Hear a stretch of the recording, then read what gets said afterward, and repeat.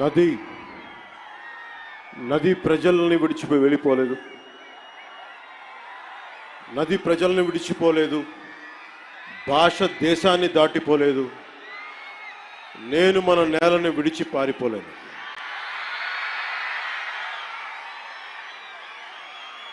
చాలా కీలకమైన సభ ఇది. ఈ రోజున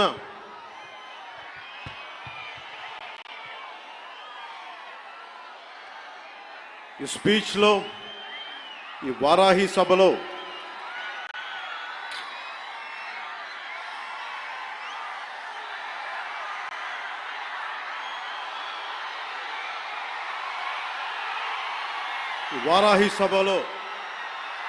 చాలా ప్రత్యేకమైనది.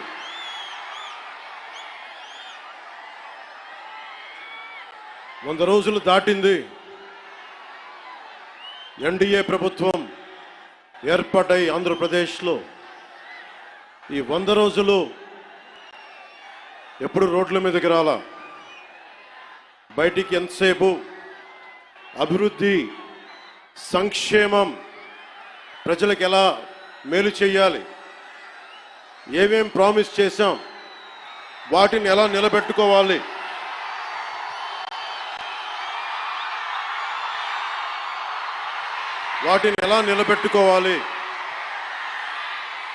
ఆర్థిక వ్యవస్థ దెబ్బతింది, దాన్ని ఎలా నిలబెట్టాలి. గౌరవ ముఖ్యమంత్రి శ్రీ చంద్రబాబు నాయుడు గారు కానీ, కేబినెట్ కానీ, ఎన్డీఏ ఎమ్మెల్యేలు కానీ, జనసేన కానీ అందరం ఒకటే ఆలోచిస్తూ ఉన్నాం. రాష్ట్ర అభివృద్ధి ఎలా ముందుకు తీసుకెళ్ళాలి అని. గెలిచిన రోజున ఏం చెప్పాం?